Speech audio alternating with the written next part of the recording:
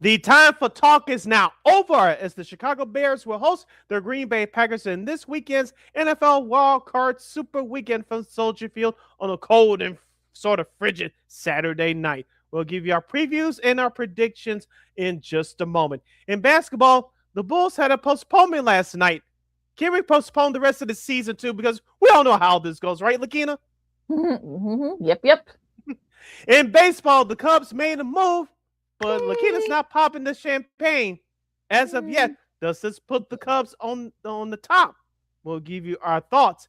And we'll have the return of our girl, Miss Christine the Queen Manika, with her NFL Wildcard Weekend picks. And we witnessed a classic in last night's college football playoff between the Miami Hurricanes and old Mississippi Running Rebels. That and a whole lot more as the hashtag Football Friday for 2026 starts now. 10, 9, 8, 7, 6, 5, 4, 3, 2, 1. Keep him on the field. And this one, a drive into left center field. Going back is Churio at the wall. Get out! Robert Jr., his fourth of the season. And the Sox take the lead 2-1. Armstrong gets into another one. Sends Edmund back. He's watching it land in the stands. What a night from Pete Crow Armstrong. Goes wide, up the guard again. And he scores. What a play! On Jordan Bennington, no chance at all for the Blues netminders. Conor Bedard. Wow. Getting what a pass. Buzelis with the fade on the drive. Uze motions left. They're blitzing. It's picked up. Caleb throws. Middle of the field. Love will catch. Breaks away the 30. Love the 20. Love the 10. Love the end zone. Touchdown Bears.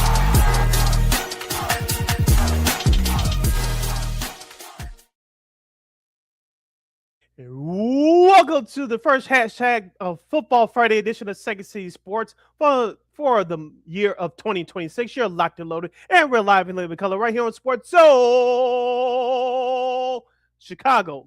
Miss LaKeena McGee is she. Sidney Brown here. You know it's me. You can follow yours truly on the Twitter, X, and the IG at SidKid80. Once again, that's SidKid80. That's SIDKID80. That's SIDKID80. You can follow LaKeena McGee on the Twitter, X and IG. Be sure to download that Sports Zone Chicago app wherever you get your apps. Please follow Sports Zone Chicago on all social media platforms on Facebook, X, Instagram, and YouTube. And thank you very much in advance for your support. Like, share, subscribe, and tell your friends.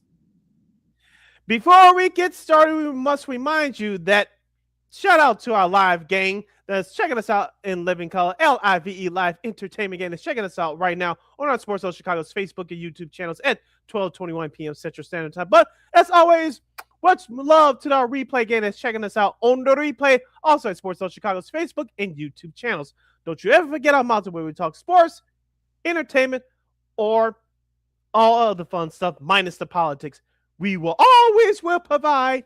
And we invite you some of the best journalists City Sports. As of course, we got our girl Christine Matt from KXRB to join us for our NFL Wildcard Weekend picks and some other stuff too. As a milestone for Patrick Kane, Conor Bedard is back for the Blackhawks, and also of course we got a little college hoops action as both Illinois and DePaul got wins this week. Excuse me, and excuse me. Of course, a little sports media news. Got the coaching carousel in the NFL, including a couple of surprising firings. We'll talk about that and so much more. But and also, of course, the NBA, where the Bulls, well, they didn't play last night due to science. We'll get to that. And also, of course, a little NBA She action. me with science.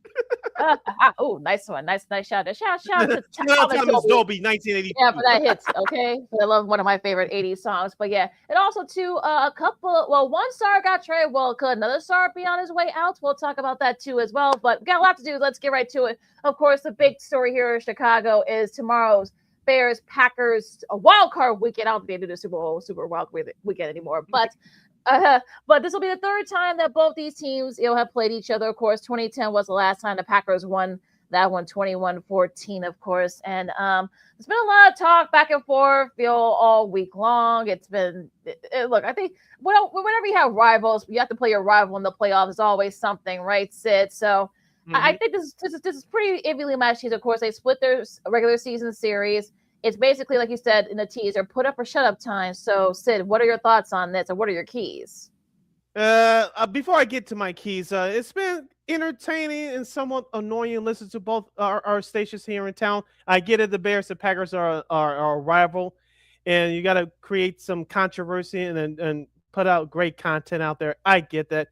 I know that ESPN Milwaukee's been battling ESPN Chicago all week. It's been fun. It's been annoying at times. I get all that, but as I said at the top, the time for talk is over. Let's play the damn game. That's where it's going to be decided. Now to my keys of the game for the Chicago Bears.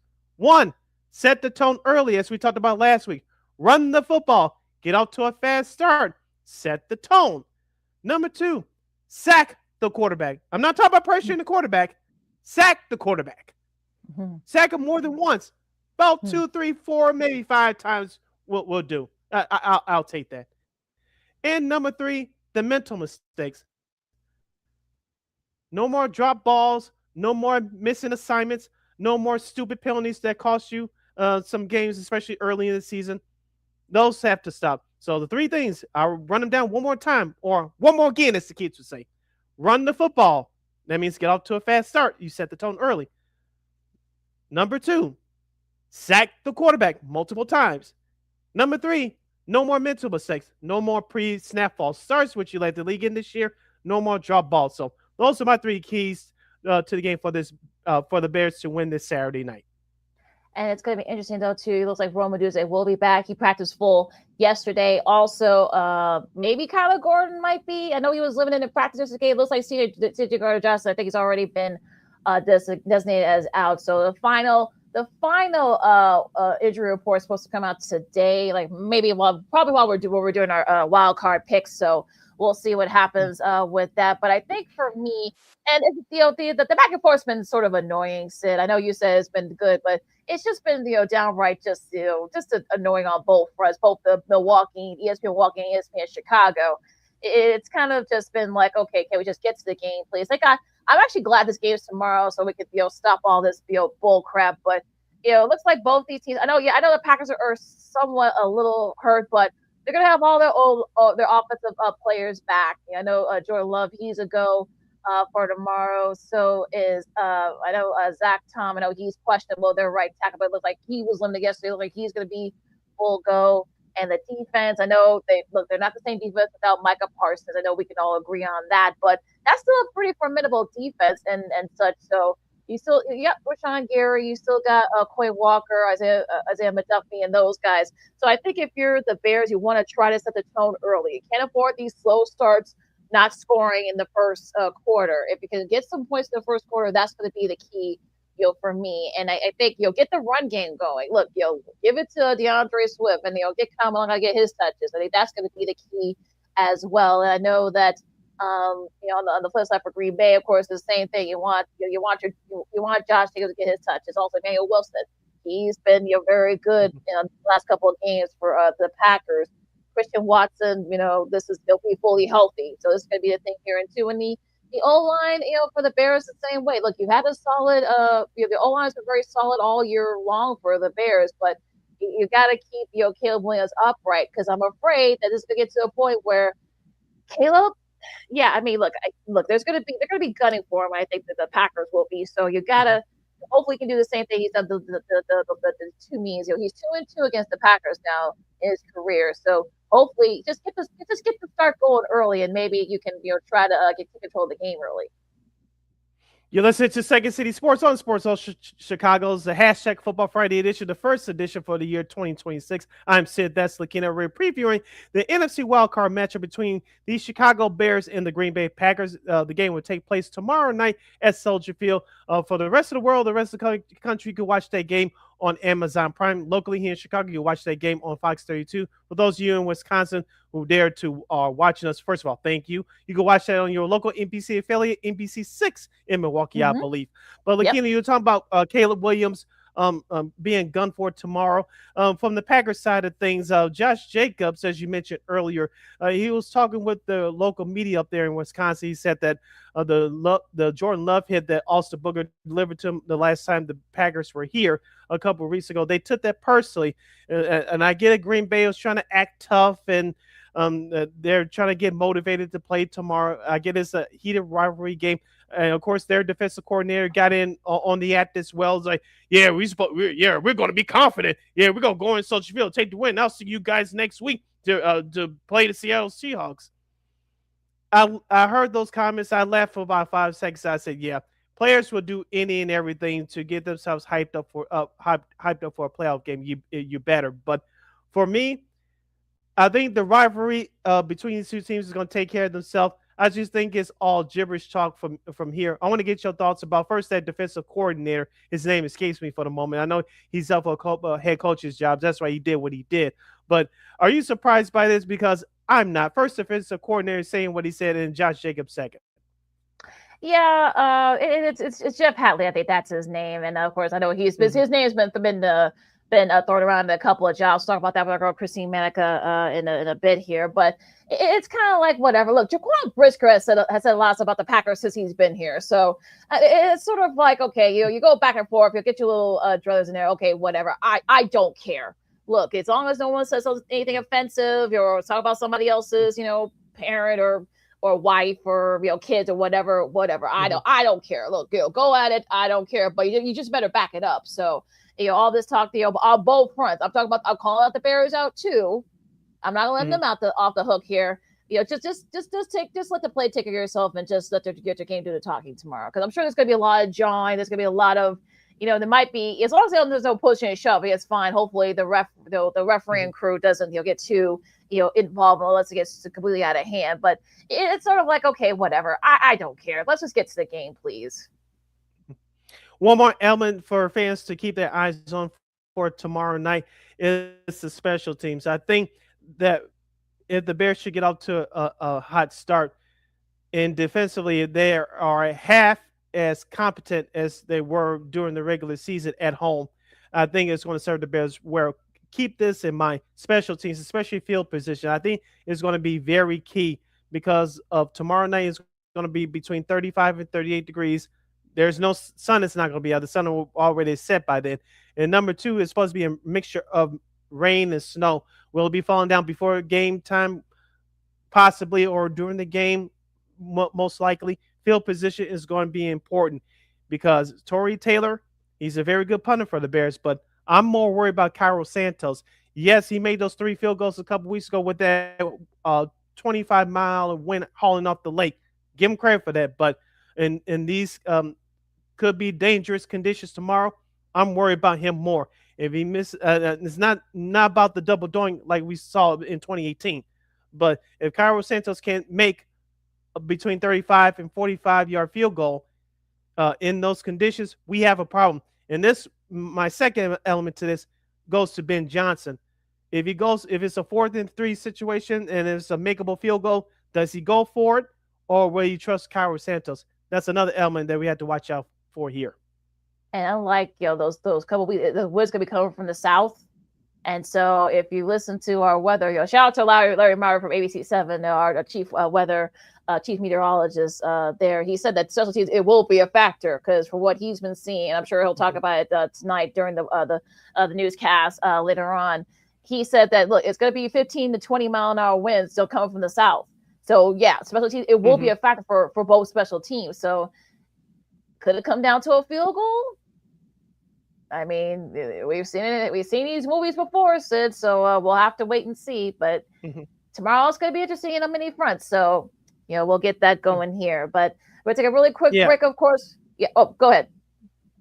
Yeah, real quick. Last question. 10 seconds or less. One unsung player to watch out for both teams. One for the Packers and one for the Bears. I think for the Bears, an unsung hero. I mean, I think I think you got. I think Montez Sweat. I think they got to put pressure on Jordan Love. I think that's really going to be the key here. They got 1 sack. You're going to have to do more than that. You can't depend on takeaways, and because especially the wind is going to be an issue. The precipitation is going to be an issue. That might take care of itself there on the Packers side. And look, I've thought about him because I know he's made some good catches for them in their wins. I think Matthew Golden. I think he's going to be the guy that you might be hearing his name a lot. I know he's been in and out of the lineup for the Packers. He's been back the last couple of weeks. He might be the guy that might be sort of, especially if Dobbs or Watson you're going to be double teamed. He's probably going to be the guy that you're going to have to be looking for in that game tomorrow. What about you?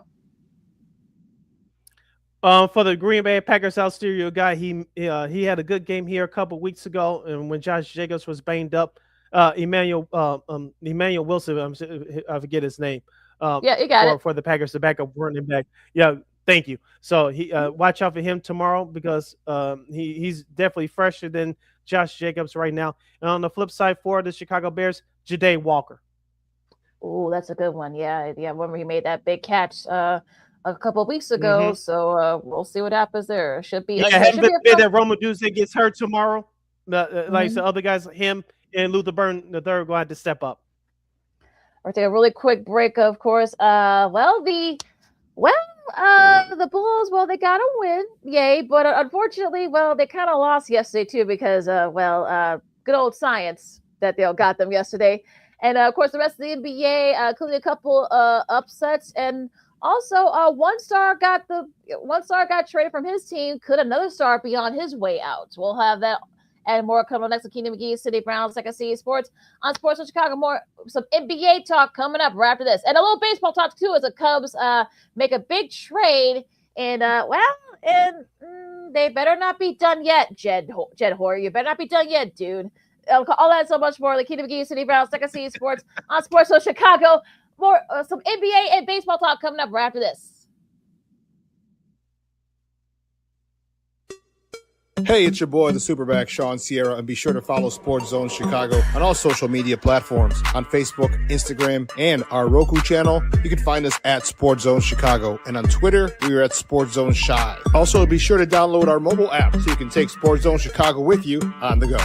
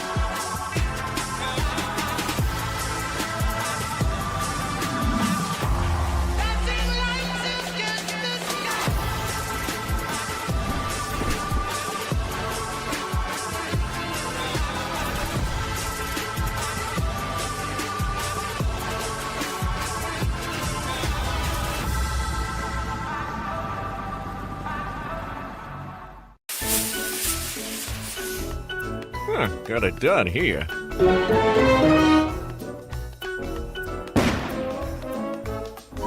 Ouch! And we're gonna make sure you live this time. Ouch!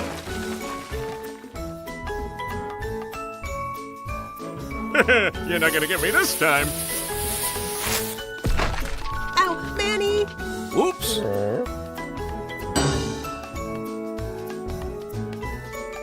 Let's try an easy one.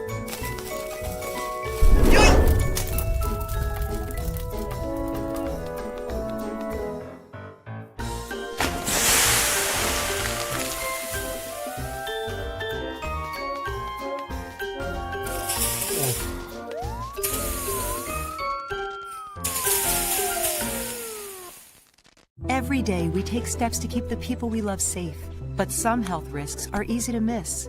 Ticks hiding in the yard can spread germs, like the ones that cause Lyme disease.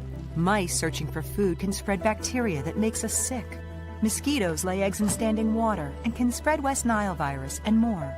Cockroaches are drawn to water in the home, leaving behind allergens that can trigger asthma attacks.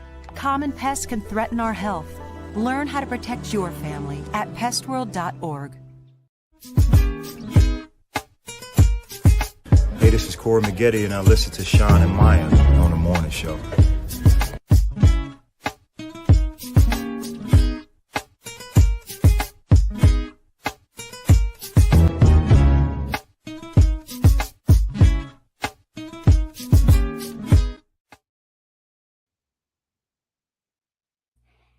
Welcome back to the hashtag Football Friday edition of Second City Sports, the first edition for the year 2026. You're locked and loaded, and we're live in living color right here on Sports Zone Chicago. I'm Sid, that's LaKeena. You can follow yours truly on the Twitter, X, and the IG at SidKid80. Once again, it's SidKid80. That's SIDKID80. That's SIDKID80. You can follow my Kingdom again on the Twitter, X, and again IG. We're about to get into some NBA talk. The Bulls, the NBA trades, potential trades, and the Chicago Cubs finally making a move, going fishing. We'll get into that and a whole lot more for this segment. If you have any questions or comments regarding those subjects, you can definitely hit us up at Sports Zone Chicago's Facebook page or at Sports Zone Chicago on YouTube. Type in those questions and comments in the comment section. LaKeena will get the up in the screen for you. All right. Well, first, I don't want to say bad because they lost this game against the Pistons, even though they didn't have Kate Cunningham. Talk about the Pistons. He was out. I think he was out. He had the Blues been going around in the NBA. Detroit did beat the Bulls a couple of days ago, 108-93. For Duncan Robinson, yes, he's over there now. He had 12 points. Well, it was Isaiah Stewart who had 31 points for the Pistons, leading the way there for them in that win. Despite 20 points each from both Matas, Buzelis, and of course Vooch, they each had 20, and Ayo led the way for the Bulls with 24 off the bench. Unfortunately, though, it was a 3-point range also, and also too the second chance points I think was also a big issue for the Bulls as well in that game, and also defensive rebounding as well. So unfortunately for the Bulls, they just couldn't hit their shots against the Bulls and against the Pistons and were able to take advantage of Kate Cunningham being out.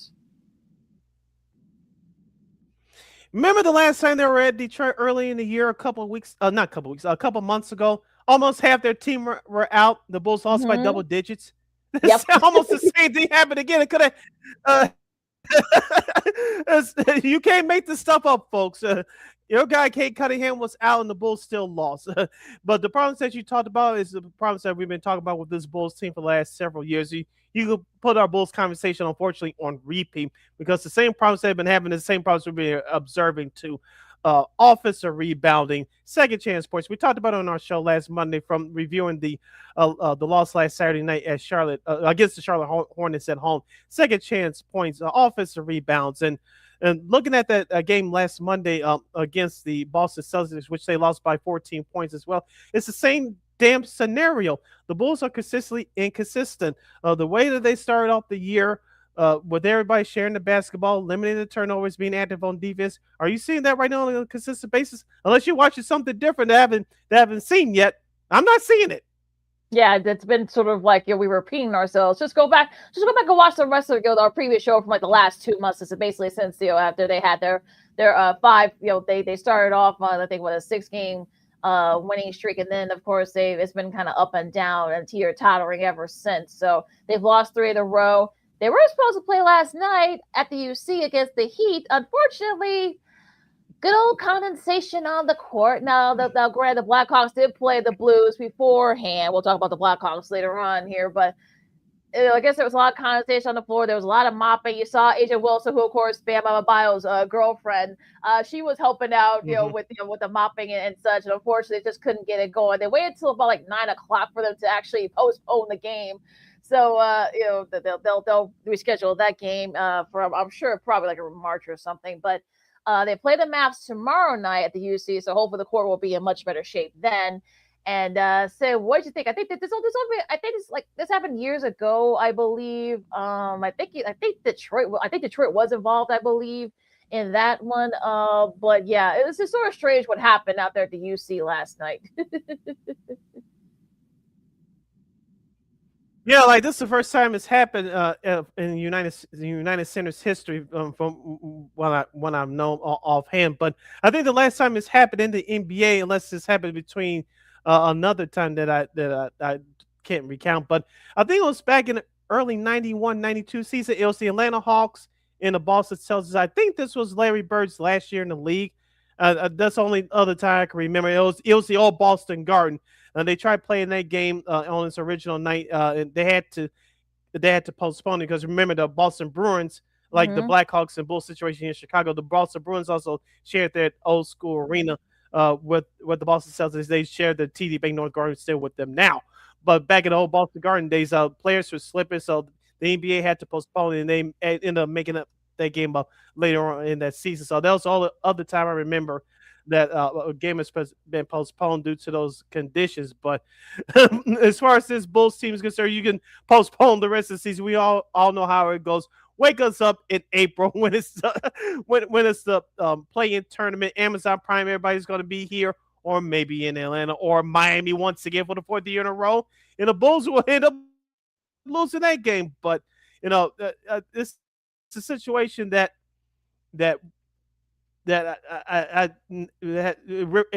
happens, but it rarely happens. Shout out our guy Mason Schmidt checking in the chat. We'll give our picks out next segment on the show, so stay tuned for that.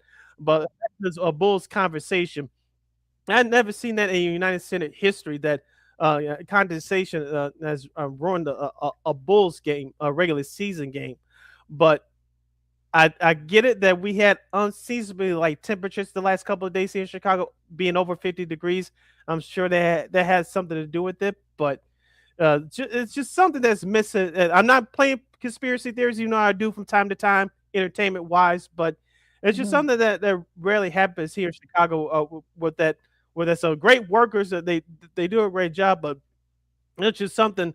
Some circumstances that were out of their hands last night. So the NBA and the Bulls did the right thing here because you don't want players slipping, tearing ACLs, knee injuries, ankles, and whatnot, and potential lawsuits coming. It'll just be ugly. So the NBA, the Bulls did the right thing. That game will be made up down the road.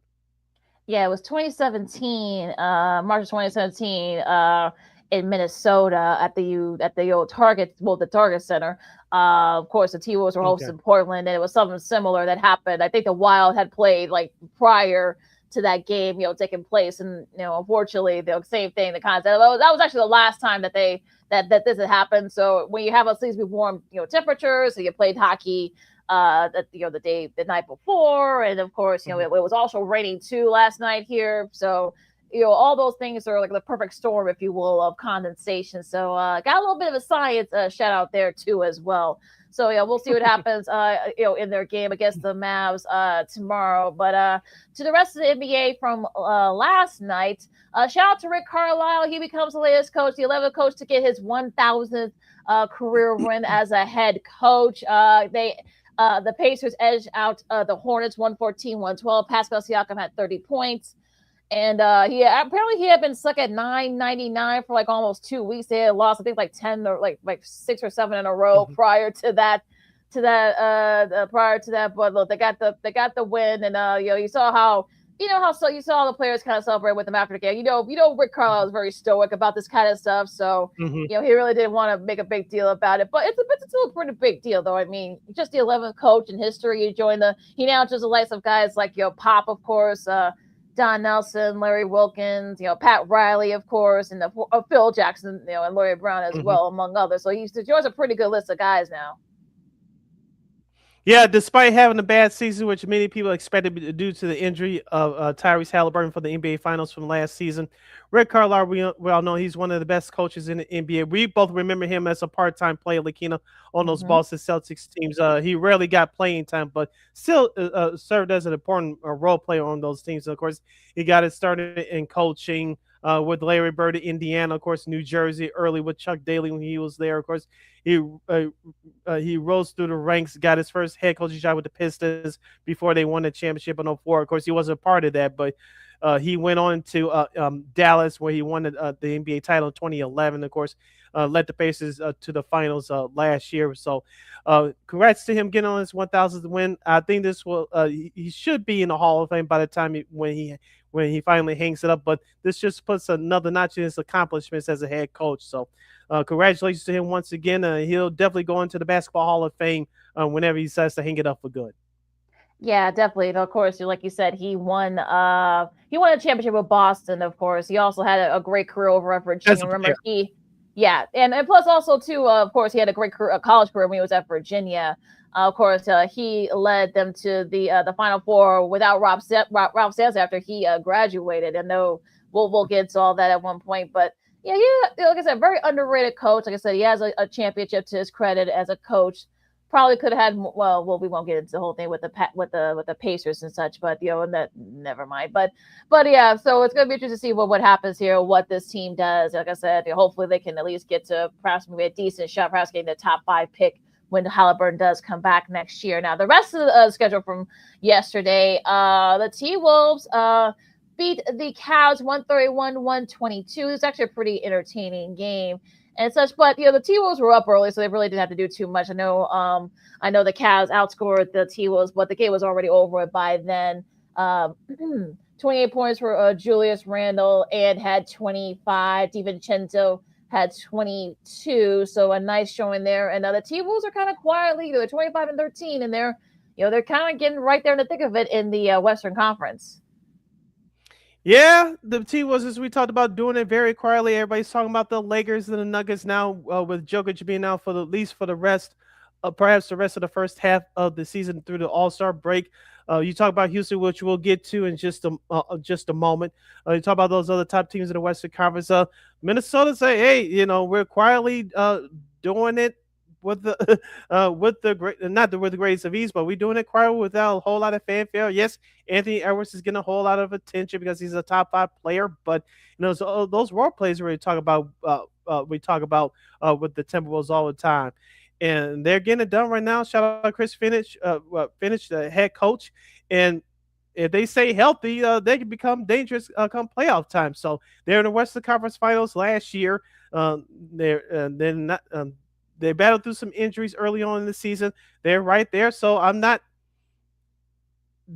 They're on fire right now, and as long as they stay healthy, you cannot count this team out. So everybody else in the top of the Western Conference, they better get healthy fast because Minnesota, I think they're here to stay. Yes, they are. So we'll see what happens there. Now, Utah edged out Dallas 116-114, 33 points for Laurie in that one. Now going to Wednesday's contest. Golden State behind Steph's 31. They beat Milwaukee. Portland beat Houston. Vidinho Avdija 41 points. I should say that's a career high for him. San Antonio beat the Lakers 107-91. Keldon Johnson had 27 for them, and I like that. Do you like that little tradition that they got with the drums and stuff? Because they were doing that. Of course, they do that overseas in some of the basketball leagues, and even some of the soccer leagues out there in Europe. So they decided to, they decided to kind of bring that into it. So, they've kind of been, right there with the drum beat. So I think that's a pretty cool twist that they've started. Yeah, not bad. Anything to get the crowd hyped up in a positive light, to get them going and get the players going. I'm all for it. But I want to address the Rockets Trailblazers game for just a second.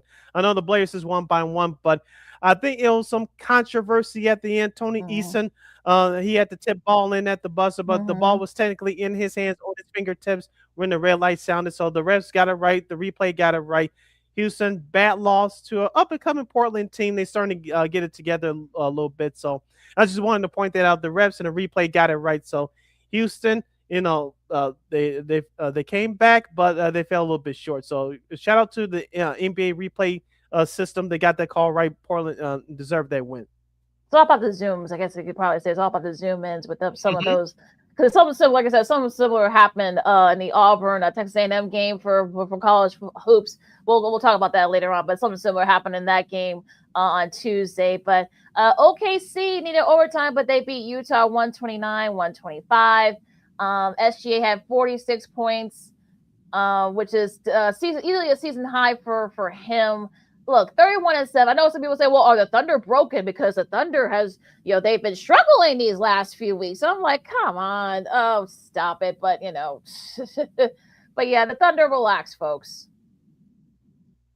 Yeah, they're not going for 75 wins. As we said, as long as they get between 55 and 60 and they stay healthy going into the playoffs, that's what matters. So all teams go through this tough stretches throughout the year. So as long as they stay healthy and play competitively going into the playoffs, that's what's the ultimate goal.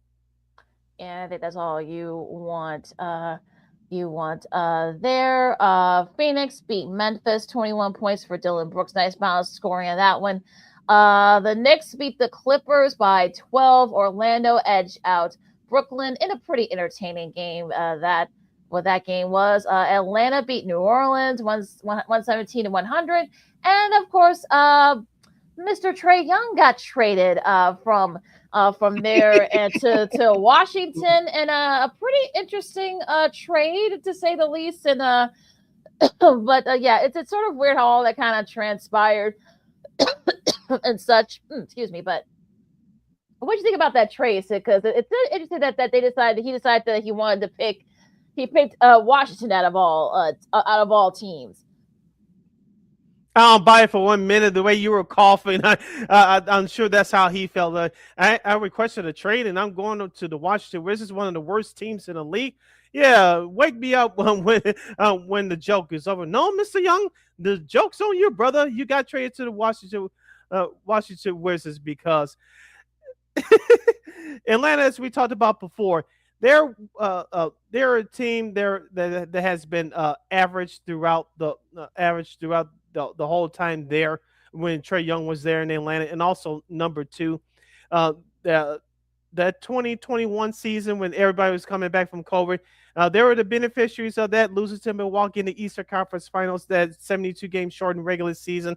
Yes, they got there, but those next couple years that followed, we all knew who they were. They were average at best, and that front office just couldn't get the right talent around Mr. Trae Young. I know Trae Young has had his issues there too. Some people call him a diva and blah, blah, blah. When you give young players like that keys to the franchise, you have potential problems like this. So we'll see what he does in Washington because they're trying to rebuild. They are rebuilding as well. So you got your wish, but you're going to a team that's worse than the team that you were playing for. So good luck to you. We'll see what happens. Yeah, the trade to Wizards for CJ McCollum was like he'll have a chance to get to the playoffs, and also Corey Kispert as well. So, but also too, I guess there was a rumor. Sean was reporting that John Morant, that the Grizzlies have perhaps maybe feeling out some offers for potential trades for him ahead of the trade deadline on the 5th of February. So, what do you think about that, real quick? As we said the last couple years on this show, it's time for Memphis to trade John Morant. And we all know all the off-the-court issues. We won't get into that. But as we said about him on the court, the Memphis Grizzlies are better with him off the court defensively than they were with him on the court. We all know the kind of offensive talent that he has. But the question is for Memphis, from a front office perspective, what will you get in return, especially with the kind of money that he's making? It's hard to get equal value in return. So that's what the Grizzlies front office is facing right now. So it's going to be interesting to see what happens with that. If there are any potential takers, we'll see there. You're listening to Second City Sports on Sports with LaKeena, McGee, Sidney Brown with you. We're going to finish up our NBA talk real quick here, and it's going into the rest of these. I'll just do the rest of the games here real quick. I know we got to talk about that Cubs trade. Oh, real quick, LaKeena. Mm-hmm. Real quick, LaKeena. Tuesday's Clippers Warriors game. Snoop Dogg second half on NBC. What are your thoughts? I thought it was pretty entertaining, especially when Steve Kerr got ejected. They are some Wildcats out of him. We'll say, of course, he went to Arizona. I'm talking about Coach Curry. I remember him playing there. He played with Sean Elliott in that group, but. Yeah, that was actually pretty funny. I think Snoop Dogg makes any sports telecast better. So that's why NBC's been you're gonna see him a lot in the Olympics and and such. So of course you're gonna see that him and bringing that energy and that fire. We've seen like I said, we've seen it at various points throughout the sports in the last few years. I think leagues are starting to see the value in having Snoop Dogg as part of your telecast. It can only get better. Unfortunately, the Clippers ended up winning that game. 103-102. Of course, Kawhi had 24 points in that one, but it was actually a pretty funny game and a very nicely called by Snoop. Yep, and he interviewed Kawhi Leonard and Steph. I think he did Steph before the game, and I know he did Kawhi Leonard after the game. So for those that missed it, check it out on social media. Breaking news here, LaKeena, we'll talk about this later, but the NCAA denied Ole Miss quarterback Trinidad Chambliss a 6 year of eligibility, which is now his college career is now over. Yeah, so he played his last college game last night. We'll get into that later. Yeah, I'm not surprised because he actually tried this last month and it was denied. Then now Ole Miss will appeal, so we'll see where this goes. But yeah, we'll talk about that in a little bit here. We've got to go through the schedule real quick because we got to talk about that Cubs trade.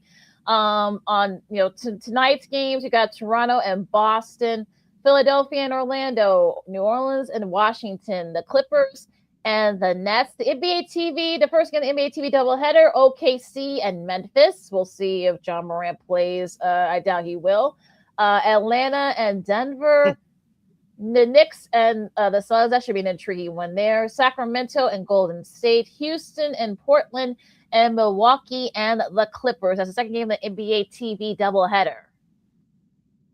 All right, tomorrow, Saturday, at high noon, the Minnesota Timberwolves will take on the Cleveland Cavaliers. That's the lone Amazon Prime Video game. The rest of the schedule, Miami at Indiana. The Clippers start the East Coast road trip. They'll take on Detroit. The Spurs will take on the Boston Celtics. Dallas will visit Chicago. Yes, Cooper Flag will make his Chicago debut at the United Center tomorrow night. And, of course, the Charlotte Hornets will take on the Utah Jazz. That's your schedule for Saturday. All right, your Sunday games. You got a couple of early ones here. You got New Orleans and Orlando at 2. Note the start times there. Brooklyn and Memphis at 2:30. Philadelphia and Toronto. Then you got the Knicks and Portland. And this continue their West Coast trip. San Antonio and Minnesota. That should be a fun one there. I'm gonna try to watch that via this computer screen here. The Heat and OKC, Milwaukee and Denver, Washington and Phoenix, Atlanta and Golden State, and Houston and Sacramento. So that is our schedule for this weekend in the NBA. Stay tuned for more sports and more fun. The Second City Sports hashtag Football Friday continues with more Bears Packers talk in the NFL Super Wildcard Weekend picks with our girl Christine the Queen Manika. You're listening to Sports Zone Chicago. Hey, it's your boy, the Superback, Sean Sierra, and be sure to follow Sports Zone Chicago on all social media platforms on Facebook, Instagram, and our Roku channel. You can find us at Sports Zone Chicago, and on Twitter, we are at Sports Zone Shy. Also, be sure to download our mobile app so you can take Sports Zone Chicago with you on the go.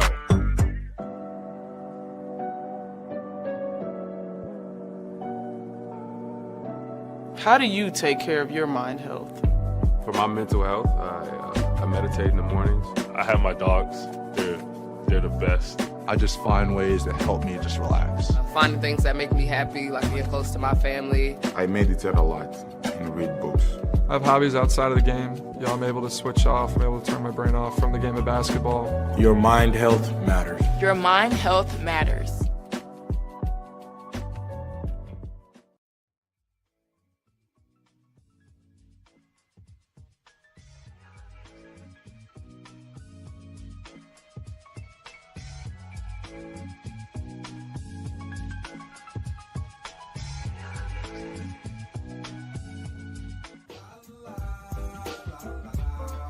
It's a romance sport. What? It's a romance sport like that. Your Marine Corps' way of life is to defend the American way of life.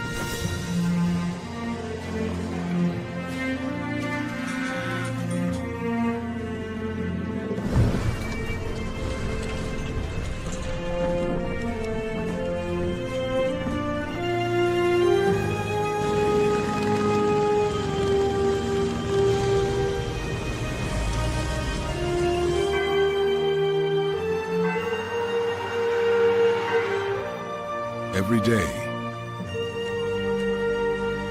No matter where we serve, we take a stand for our nation, for each other, for us all. The few, the proud, the Marines.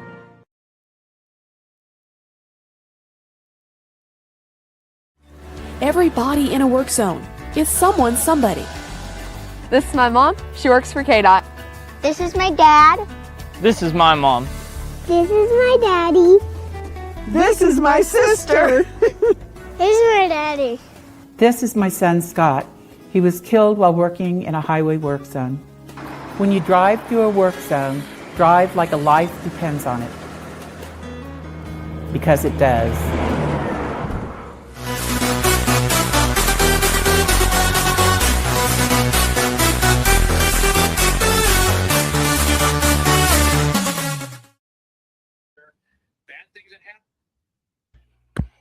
Welcome back to hour number 2 of Second City Sports on the hashtag Football Friday edition. You're locked and loaded, and we're live in living color right here on Sports Zone Chicago. I'm Sid, that's LaKeena. You can follow yours truly on the Twitter, X, and the IG at SidKid80. Once again, it's SidKid80. That's SIDKID80. That's SIDKID80. You find LaKeena McGee on the Twitter, X, and again the IG. And let's not waste any more time, LaKeena, as we get into our Bears-Packers talk once again and the rest of the NFL wildcard weekend coaching carousel. Your Cubs making moves and a whole lot more. Let's bring in our weekend girl from KXRB in Sioux Falls, South Dakota. Here comes Miss Christine, the Queen, Manika. Yeah! With no face. With no face. I know. I'm multitasking right now, so you will see my face in a little bit. But okay. So how does it feel, Sid, to be second? On our Well, I'll wait for LaKeena if she did her numbers right to make the official announcement. I can do it right now. Yes, it is official by one game. Christine I know Edge out said, Edge out said, and I told Sid, if Sid had either picked either the Lions over the Bears or even the Steelers over Baltimore, you probably could have tied her at the very least. But unfortunately, you just missed it. I was yeah, what'd you say, Sid? Yeah. First of all, congratulations to Christine. First of all, oh, thank you. Why does the game always have to come down to a damn kicker? I'm referring to the Baltimore Steelers game. Why does it come down to a damn kicker? You had it right down the middle. You had it wherever you wanted. You pushed it right. I felt so bad for that poor guy, seriously, for both kickers. But, unfortunately, Tyler Luke got the brunt of it. But, yeah, it's tough. That was a tough loss. Yeah, and unfortunately, I think that loss led to, of course, John Harbaugh, 19 years there. Of course, they apparently, according to all the various people, I guess this wasn't planned. This wasn't expected. I guess they told him to basically, you're gone. So, unfortunately. But I don't. If you believe the holy water thing with the priest, there was a local priest there that put holy water on that side of the end zone, which I think is kind of. If you believe it, I know Pittsburgh has a big Catholic population, but it's kind of. I don't know if you believe in that, but like I said, we'll get to all the coaching carousel stuff because I know there's a lot open here, but let's get to a wild card. Yeah. I will say as a Catholic, whatever works, because that can't help. So good for them for putting the power of the Holy Spirit there. Yes, exactly. So, we'll see if you believe in that. But again, we'll talk about that. And there might be a little bit more than that against Houston on Monday night, but we'll get to that in a bit here. But let's go to the first game, the Saturday game for tomorrow's wild card weekend matchup. We got the Rams and Carolina. Now, weather could be a factor here in this game. It's supposed to rain out there at Bank of America Stadium, and it's supposed to be a little bit like near 70, like in the 60s. I believe they're favorite. I'm talking about the Rams are favored, I think, in this game. So, Christine, I'll start with you on this. I think I got to go with the Rams for this one, just because It's Stafford's year, and I know Bryce Young, the Carolina Panthers, they've looked better than normal, and it's a home game for them. But I think Stafford is still going to find a way to pull out the win. I'm not saying it's going to be an easy win for them, but I think they should be able to handle this one. I'm going with the Rams as well. Of course, last time the Rams visited Bank of America Stadium, they lost pretty handily to the Carolina Panthers, which sent them from the number 1 seed now down to the 5th seed. But the Rams have it out for the Panthers as far as revenge is concerned. Matthew Stafford is going to play a whole lot better. It's going to come down to the defense for the Los Angeles Rams. Can they force 2 or more turnovers on Bryce Young in the game? Look for Kyron Williams to have a big day for the LA Rams, given what LaKeena said on the weather report. So I'm going with the Rams here. I think they'll cover, but barely. Rams are currently favored by 10.5.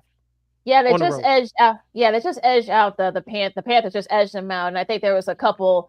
I know Stafford had a couple of interceptions in that game, and I know he's going to want to kind of redeem himself there. So I'm with you guys. I'm going to say the Rams too. I think also experience, because a lot of those guys they just played last year, and if not for the snow out there in Philadelphia, they probably could have went to the AFC title game, perhaps maybe, and perhaps maybe win the Super Bowl or go to the Super Bowl and such. So people need to remember that. So yeah, that's definitely going to be should be a good one here. But that 10.5 is a little bit is a lot. So I'm taking the under on that one. I think the Panthers they'll probably follow the same formula that they did the last time they played.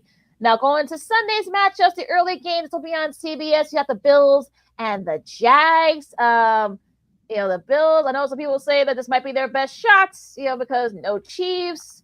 No Lamar and the Ravens. So Sid, what do you think?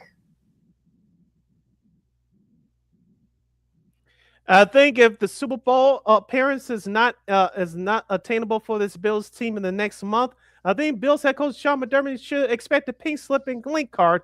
But I'll get to that at another time. But as you mentioned, the Bills do not have the Chiefs in their way this year. They do not have the Baltimore Ravens, who they beat last year, in their way. They do not have a home game. They will not have a home game in their playoff run on their route to the Super Bowl. But it comes down to experience here. Josh Allen is the better quarterback than Trevor Lawrence. I know Trevor Lawrence has had a nice year, but James Cook, let him cook as far as running the ball for the Buffalo Bills. The whole Sean McDermott's been preaching it all this week. Jacksonville, as we said, their defense has been underrated. It's been very good in the second half of the year. Watch out for Parker Washington for Jacksonville. I should say, for Jacksonville. He could be an underrated player for the Jaguars. And, of course, on the flip side for the Bills, James Cook and tight end Dawson Knox could be also a factor as well for that Bills offense. Buffalo's favored by 1.5 on the road. I'm going with Buffalo. Yeah, I'm going to go with Buffalo, too. That seems like a slim line there, a 1.5, because I think when you look at talent and the veterans on both sides of the team, the Bills have that. They have the experience. They have more of those veteran players that they can rely on and that they can look up to. Trevor Lawrence has had a way better season than what a lot of people expected. I was just talking about this with my coworker earlier today, how you get a new coach, you get some extra help, and lo and behold, you're the quarterback that everybody wanted you to be when you first came into the league. So yeah, I'm happy for him. I'm happy that he's having a good run, and I'm thinking that the Bills should be able to win this one. I think that line's a little too slim there, but as long as, like Sid said, let James cook and let Josh Allen do his thing with the ball and get everybody else downfield moving those chains, they should have no problem. And weather won't be an issue here. It'll be 64 and sunny, so no issues with weather for this one. Yeah, I'm thinking Buffalo too, just because, like you guys said, the experience. For a lot of the guys in Jacksonville, this is going to be their first time in the playoffs. And for some, it's going to be the first time in a few years. Let James cook, let him do his thing. Let that defense is playing a lot better than front seven. So I think they'll do just enough. But it's going to be close, so I can see why it's a toss-up. But I think that the Bills will just enough to win this game, I feel like. So it should be a good one out there in Jacksonville. Now, a big one here For the afternoon game, this one will be on Fox. It'll be the 49ers and the Eagles. Not the first time these two teams have played each other in the playoffs, but I'm kind of interested to see. I know the 49ers have kind of lived into it. Fred Warner, he might be back. That's why they wanted that bye. They should have beaten the Seahawks because they really wanted that bye because he would have been back should the other 49ers win this game. The Eagles, I don't know what I'm going to get. I know they played better the last couple of weeks, excuse me, but I don't know which Eagles team I'm going to get. I might regret this. God help me, but I'm picking the Eagles here. I just think that it's going to be interesting to see. I think it's a toss-up. I know Vegas has as a pick-home, so it's a toss-up game, but I think the Eagles will win this one only because they're on the road. That's always where I'm picking them, I feel like. Yeah, I think I'm going to go with the 49ers for this one. They look pretty good the last couple of weeks. They have the team back at full strength. They're hungry. Knock on wood, again, with the full strength that everybody stays healthy. And Brock Purdy, he's been really good under pressure. I don't think Jalen Hurts can handle that pressure as well as Brock Purdy can, especially when it comes to throwing the ball deep downfield. It's hard to tell with Hurts when it comes to those game time deep ball decisions. And it's going to be a good, I think, running back matchup with McCaffrey, Saquon Barkley. That's going to be fun to watch too. But I think the 49ers just wanted more this year, so I'm going to go with them.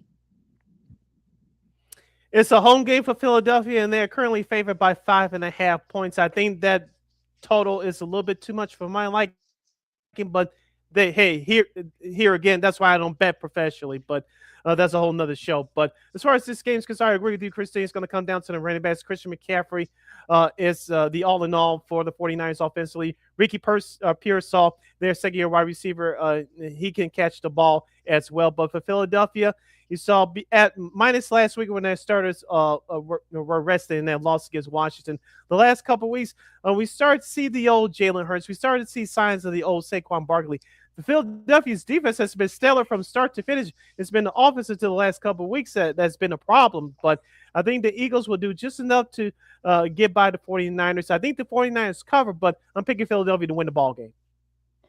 Though I think none of us will be surprised that the 49ers do somehow pull off the quote-unquote upset. So it'll be interesting to see what no, absolutely. So we'll see what happens happen there in that matchup. Now the Sunday nighter, it'll be the Chargers and the Patriots. The Chargers did not play their starters like the Eagles did not play their starters last week against Denver.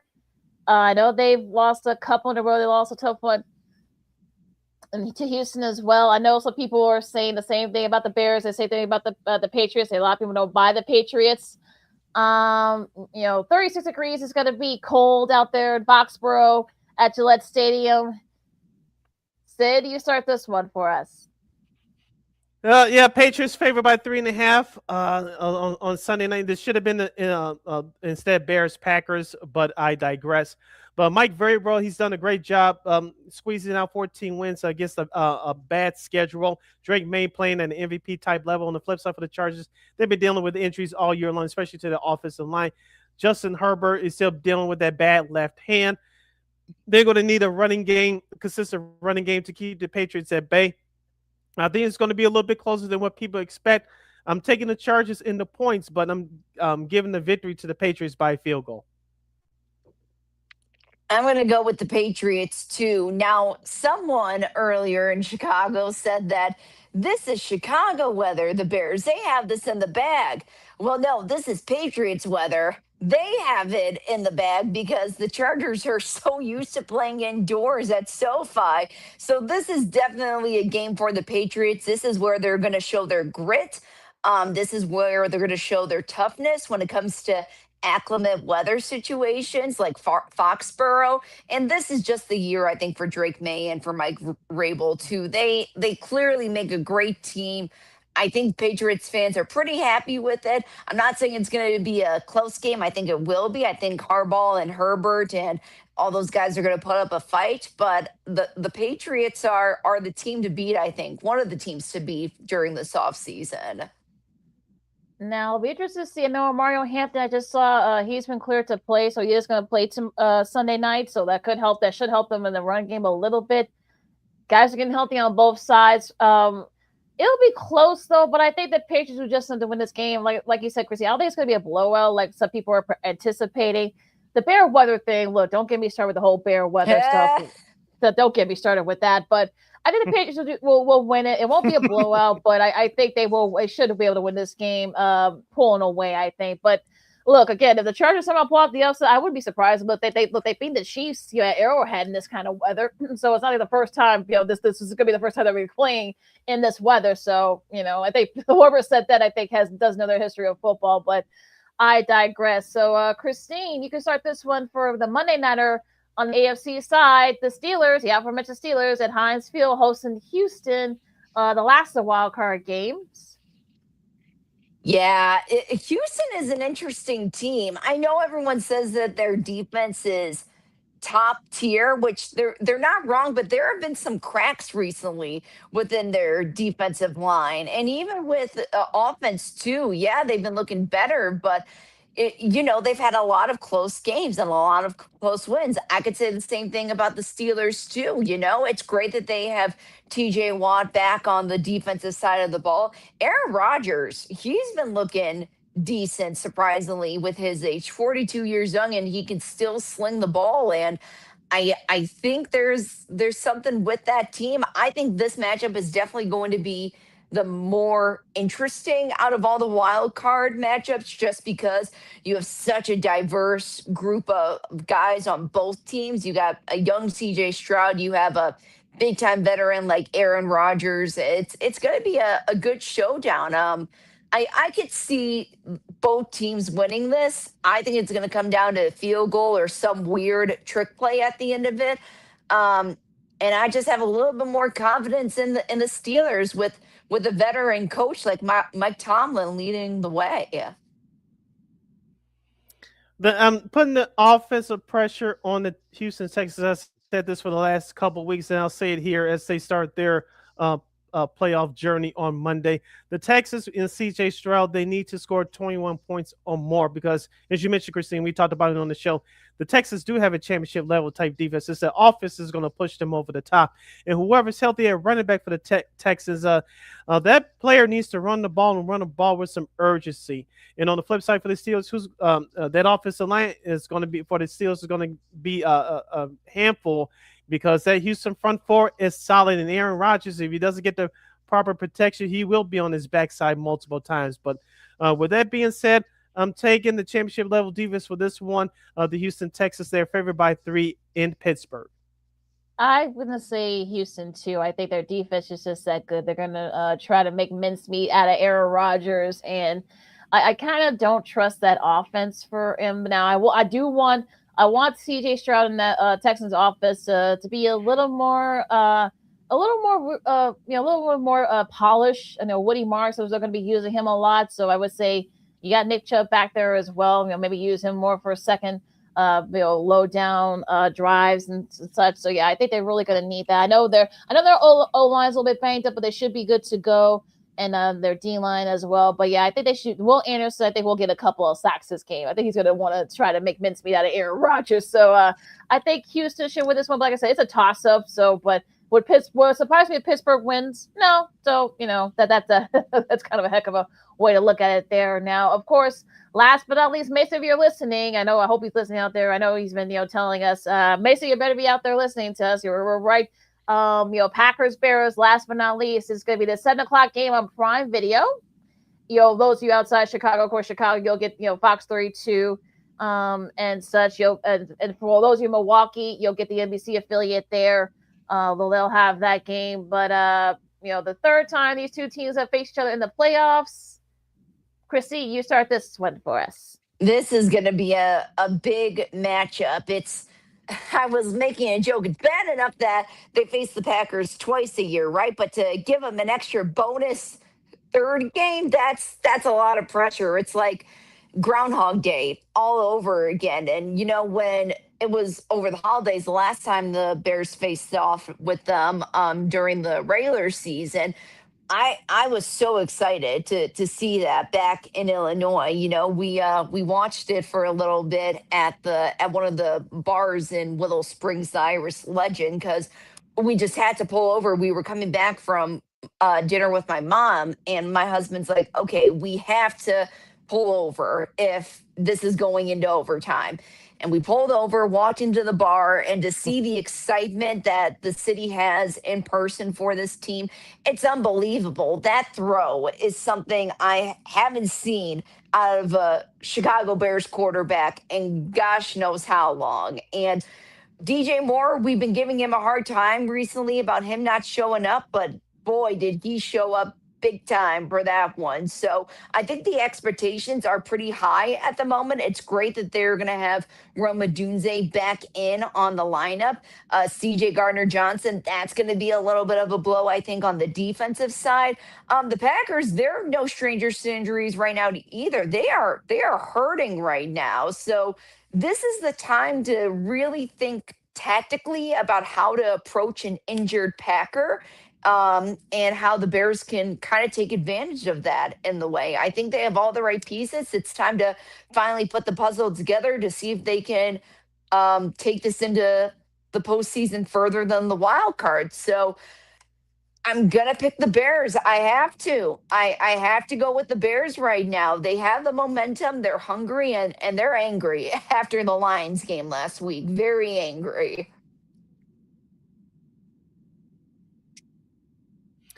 Shout out to the Chicago Bears as an organization. Check it out on their social media pages. They did a hype video. I know it's going to get played there tomorrow night. It features Chicago area rapper Common with that hype video. Those of you that haven't seen it, check it out, please. You can check it out on the Chicago Bears YouTube page as well. But as far as this game is concerned, me and LaKeena, we previewed it to start the show. All the talk is finally over. The game is here. Let's just get to the game. The Bears need to start off early or start out strong, running the football. Defensively, put Jordan Love on his back multiple times. And the Bears are 2-6 when they create one turnover or less. Let me say that again. They are 2-6 when they create one turnover or less. 2 or more turnovers, you know what the record is. If the Bears do not get any turnovers, and they do not get any sacks on Jordan Love, you know why they're sitting at home starting on Sunday. But this is going to be another close game. Keep your eye on the special teams. Cairo Santos, I'm talking to you, brother. Make your kicks, especially in that wind and that rain. If it's a mixture of snow and rain. And I think the Bears will walk out of here with a victory. It's going to be another close one. I got the Bears winning by 23-20. Packers are currently favored by 1.5. Yeah, so the Vegas has us at pick 'em. So these are two very evenly matched teams on both fronts. I know, the Bears are healthier, if you will, than the Packers are, but it's all about trust for me. And if the Bears don't go into a quick start early on, maybe score a touchdown or go into a long drive for a touchdown in the first quarter, it's going to be another one of those games. And so I hope it doesn't come out to a field goal. I really don't, because we've seen it happen, especially with Al Michaels calling the game. Oh boy, prime. Yeah, it might not end well. So I'll pick the Bears for this one. But like I said, I'm already like I said, good thing we don't do confidence picks, because I'm already going to regret it. I'm sure later on the Bears will probably edge out. But watch Jordan Love throw for like 4 touchdowns, and they end up the Packers end up winning it. Hey, look, we see where wild card. Look, Christine, I know I get it, but look, wild card weekend is one of those times when we see these kind of weird, a weird play or weird. You're lucky I have wood in front of me that I'm knocking on right now. Yeah, like I said, we'll see, but like I said, I'm not very confident about it, so we'll see what happens. That's your schedule for this week's Super Wild Card Weekend in the NFL. You're listening to Second City Sports on Sports Zone Chicago. Sid, LaKeena, and Christine here with you. Christine is joining us a little bit early today. She has broadcasting duties later on tonight. Christine, I know we have a couple of minutes left with you. Yeah. The NFL coaching circle, Black Monday came and went. There's several jobs available. One of the leading candidates is John Harbaugh, as we mentioned earlier. He got the boot from Baltimore a couple of days ago. Mike McDaniel got the boot from the Miami Dolphins yesterday. John Harbaugh, if you were John Harbaugh, Christine, would you pick the Giants, Cleveland, or maybe Green Bay if they get embarrassed here in Chicago tomorrow night? John Harbaugh has options, or do you sit out the year? What say you? I tell you what, I was mentioning yesterday how John Harbaugh has the pick of the litter. You know, he can literally interview with whoever he wanted to interview with, and he would probably get the job for all of those teams. I saw the report that within 24 hours of his release from the Ravens, which I don't think that was the right decision. I feel bad. He gave so much to that organization, and it's just not right. It wasn't his fault that they didn't necessarily make it in the postseason, but I digress from that. They had 7 calls put in for him already, and there was only 6 head coaching positions at the moment. So now we know that position was probably Miami, or I had a wild conspiracy theory. I thought maybe if this is the time for Andy Reid to retire for the Chiefs, that maybe that could be a landing spot for him. I know they're not going to just let him go on a win like that for the Chiefs. I know that, but he's probably thinking about it, Andy Reid, in the perspective that Mahomes at best is probably not going to see the field until November. He doesn't really know if Travis Kelce's going to make it, and or if he still has it in him to push the team that far to a potential playoff run for the 2026 regular season. So he could very well just walk on his own, and that could be a landing spot for him. I also thought maybe Miami, just because, yes, it could be a disaster, but look what happened to Jacksonville. All you need is a new coach to get in, and bam, you have a team. Same thing with the Bears. You need a coach, and bam, you have a team. So I know they're kind of in a, little free-for-all right now, the Dolphins, but you find the right coach, you find the right quarterback, it could get done. It could happen. So I think, one of those positions I think would be pretty well for him. And the Giants, just to throw it out there for a recent one instead of all these conspiracy theories. I think the Giants, if anything, if he wants to stay on the East Coast, that would be the next best one. Atlanta could be a very interesting matchup. I mean, they got the talent there. Maybe have to shore up that defense a little bit. That might be another one. But, that might be another one, too, to look out for as well. If you're John Harbaugh, I think, like I said, you might just chill. You probably should just chill for a little bit and see what happens. He's got a great personality. He might, do some television perhaps next year. So that might be something that he's still only 63, so that's still young-ish by coaching standards. I feel, I kind of feel like he'll definitely have his pick. But if you're John Harbaugh, you may want to coach another 3 or 4 more years. Go to a place where you can win quickly. Your Giants, maybe your Atlanta, maybe Vegas if they get the right personnel there, but.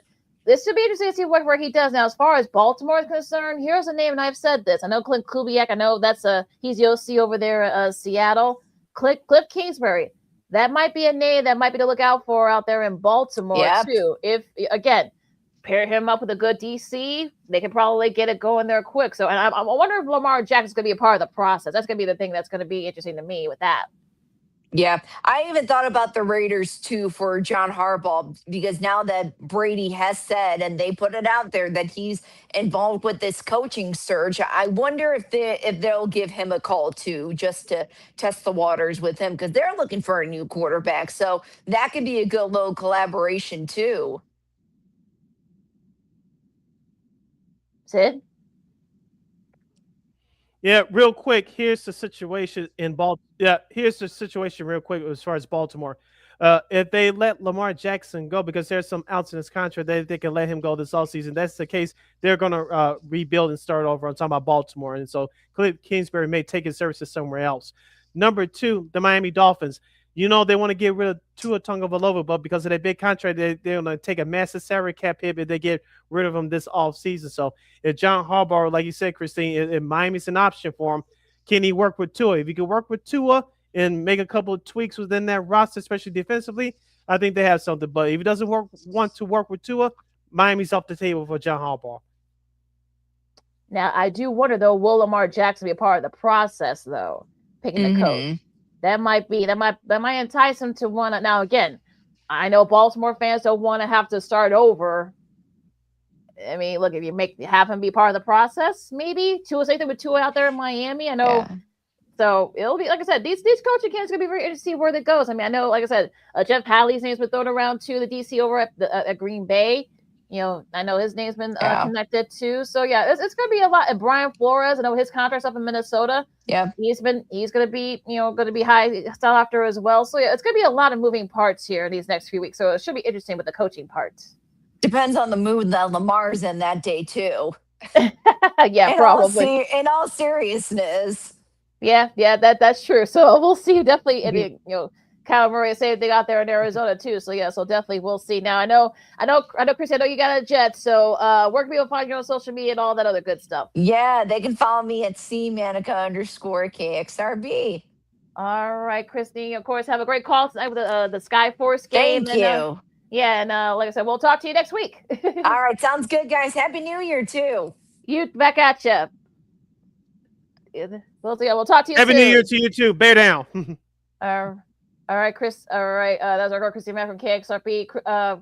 Let's go take our 2-2 break. Of course, we'll talk about that Cubs trade, and that better not be done. Mm-hmm. And also, we'll recap the Fiesta Bowl and preview the Peach Bowl between Indiana and Oregon, a little college hoops and such, and so much more. And also a milestone for Patrick Kane and Conor Bedard's back for the Blackhawks.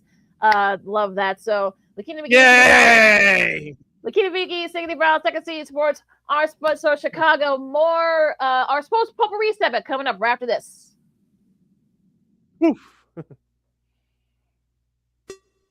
Hey, it's your boy, the Superback, Sean Sierra, and be sure to follow Sports Zone Chicago on all social media platforms on Facebook, Instagram, and our Roku channel. You can find us at Sports Zone Chicago, and on Twitter, we are at Sports Zone Shy. Also, be sure to download our mobile app so you can take Sports Zone Chicago with you on the go.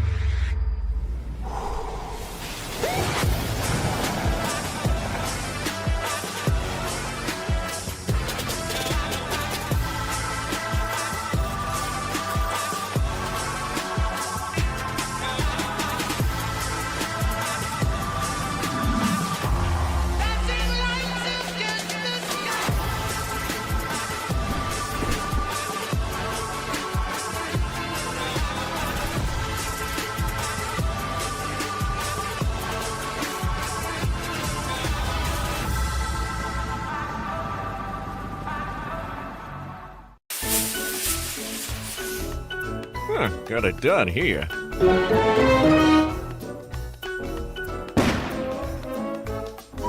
Ouch! And we're gonna make sure you lit this time. Ouch!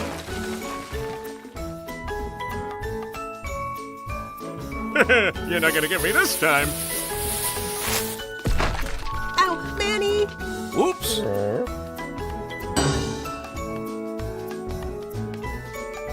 Let's try an easy one.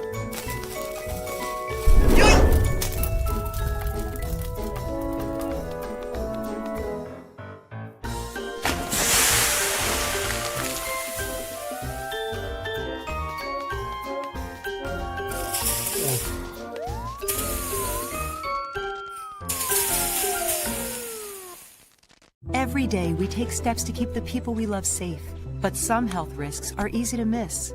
Ticks hiding in the yard can spread germs, like the ones that cause Lyme disease. Mice searching for food can spread bacteria that makes us sick.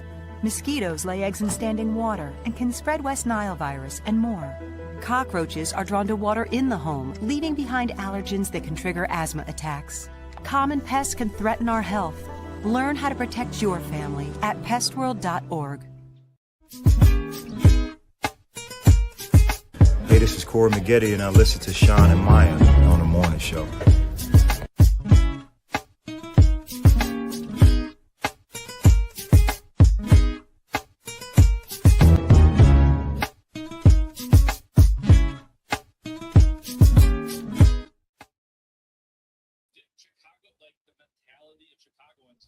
Welcome back to Second City Sports on Chicago's hashtag Football Friday edition, the first edition for the year 2026. I'm Sid, that's LaKeena.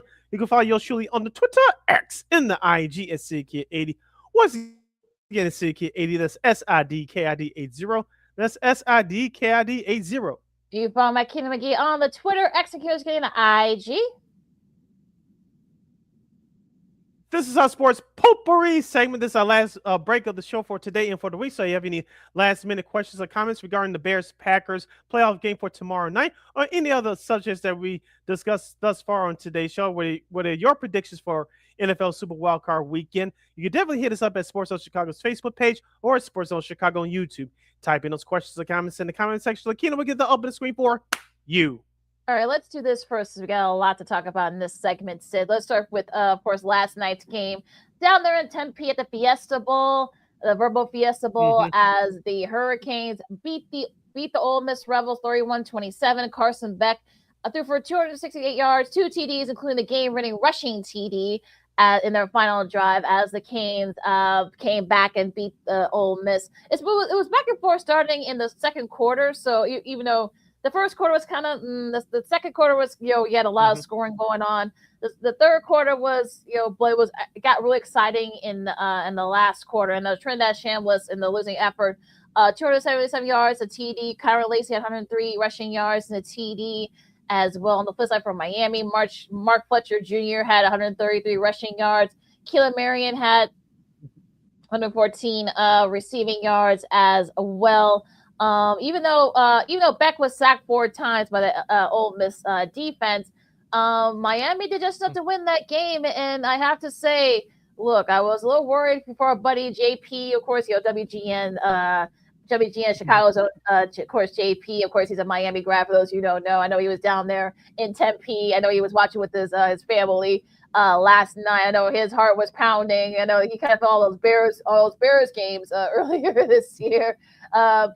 But yeah, a nice win by Miami, and they get to go home because they played at the national championship is at the Orange Bowl. So you get to go home. So that's actually pretty cool. So Sid, what do you think about the game? Last night. Wouldn't it be interesting if they brought out Luke Campbell for that one next Monday night on MLK Day 2 before that game? I'm gonna leave that alone.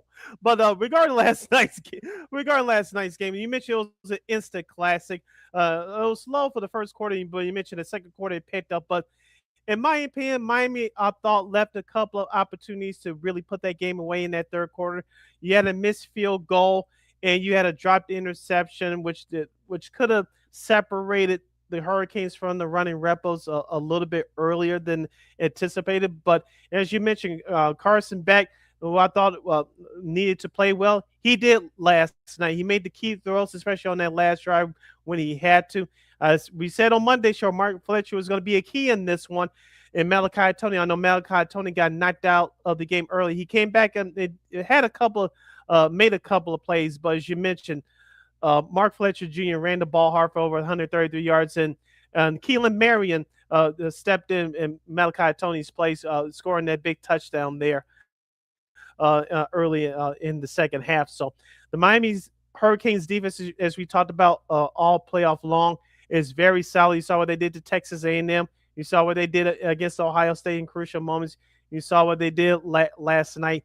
If whoever they play, whether it's Indiana or Oregon, they're going to be in for a dogfight. But shout out to Ole Miss. They did not give up. That was a hell of a run by Kawhi Lacey, as we talked about on the show throughout the season. He had that nice run to get the running Rebels on the scoreboard there with that nice long run up the middle, untouched into the end zone. Ole Miss, if they play this right, LaKeena, they could be back in this position next year, but we'll see if Mr. Chambliss will be a part of it. As of right now, the answer is no from the NCAA, but you say a whole lot of appeals process is going to be ahead, so we'll see what happens with that. But Ole Miss, they don't have too bad of a team. We saw what they did against Georgia early in the year. Even though they lost, they were competitive against them. You saw what they did in the college football playoff until last night. Ole Miss, the future could be bright down there in Mississippi. So we'll see what happens with them. Shout out to them. They gave it up. They all last night, but the Hurricanes just had just a little bit more. Yeah, that was a really great showing by Ole Miss. While the upheaval wasn't happening with their coaching staff and such, so the fact that they were able to play as well as they have shows the good heart of that Ole Miss program. And like you said, even without Shambles, even if he doesn't, get that 6 years eligibility, the future is bright for that program. So we'll see what happens with them. Now Miami, of course, they get a week off, like you said. They don't play again until MLK Day night. Down in the new Hard Rock Stadium out there, the new Orange Bowl. So they get to go home, not too far from where their campus is. So that's gonna be interesting to see what the crowd's gonna be like there. Now the Peach Bowl, the other college football playoff semifinal tonight, down there in Atlanta. You got the Ducks and the Hoosiers. Now the Hoosiers did beat the Ducks in Eugene earlier this year. Now that defense for Oregon's a little bit better. Should be a good matchup between Dante Moore and Fernando Mendoza, the reigning Heisman Trophy winner. But I feel like it's going to be the defense is going to be the real factor here. We know that Indiana defense is good. They were a big part of what happened. They were able to slow them down in their meeting in October. But I think Oregon's a totally different Oregon squad. So I think this is a toss-up. I know Indiana's favored by 2.5, but I feel like Oregon's going to make this a really good game, and hopefully this will live up to the hype as well, like last night. Going to ESPN right now, it's Indiana at 3.5. So, as you always say, Vegas knows something that we don't. But you talk about the quarterback matches with Dante Moore and Fernando Mendoza for Indiana. I think it's going to come down to the running games, in particular Roman Hembry for the Hoosiers. Over 1,000 yards rushing so far this year, 7 rushing touchdowns. I think he's going to be a key factor to slowing down that Oregon Ducks defense. And watch out for Omar Cooper Jr. for the Hoosiers. 61 catches, 849 receiving yards, and 12 receiving touchdowns. He's going to have a big game tonight as well. I think that is going to be a high-scoring game. Maybe it's not as high a score as we like. I know some people may have it at a 35-32 game or 36-33. I think it's going to be between 32-29, 33-30, somewhere around it. It could be 27-24, which will still be impressive. I know the over-under total is 48.5, but like you said, Oregon is not the same team as they were when they faced each other off in the first half of the season. Their defense has gotten a little bit better, but I think that the Oregon Ducks offense could be in trouble because, like you said, the Indiana defense is very underrated. And I think if the running game for the Ducks doesn't help out Dante Moore, it's going to be a long night for the Ducks.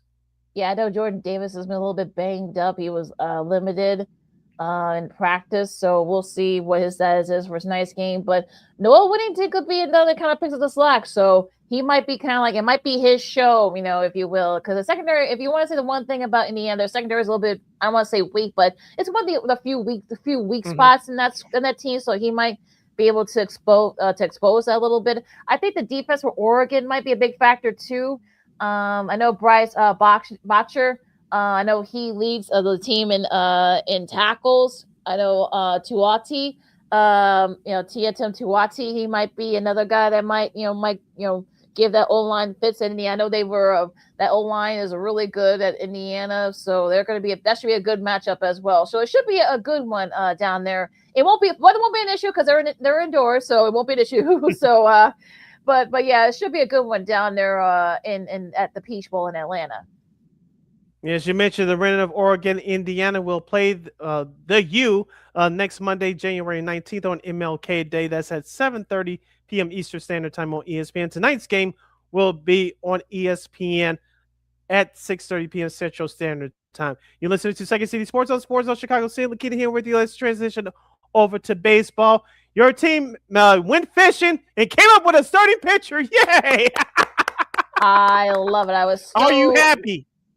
Yeah, and I am. And shout out to Noah Irami from Bleacher Nation, who was the first one to report this. He actually had this first before your Jeff Passons, your John Haymans and such. He was the first guy to post this. But the Cubs land Edward Cabrera from the Marlins. I know he was out last year with a UCL sprain in his elbow, but he is cost control for the next 3 years. So I think that's probably why Jed Hoyer decided to make this move. They did have to trade Owen Casey, who's their top prospect, and a couple of other prospects. but I think he definitely beats up that starting rotation. Now I will say, we said this before we started recording, said that Jed Hoyer better not be done.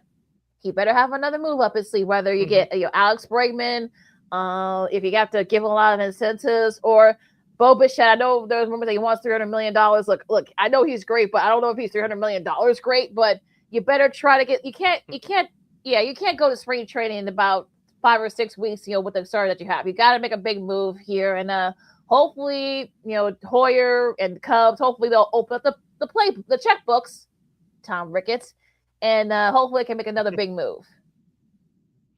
Yeah, you talk about the starting rotation. Justice Steele, he's going to make his return at some point during the first half of the year. Maybe it was in late April or early to late May. We'll see what happens with him. Shota Imanaga is back on the qualifying offer. You still have Javier Assad. Let's not forget about Cade Horton, who did not pitch in the playoffs last year. You have him in your starting rotation. And you have Matthew Boyd, the veteran, who had a surprising year last year, winning 14 games and becoming an all-star for the first time in his career in his mid-30s. So the starting rotation is stacked. We've been begging the Cubs front office, more so LaKeena than me, for the Cubs to get another starting pitcher in their rotation. Well, now you have it. I know Owen Casey, I know some Cubs fans wanted him on the playoff roster last year.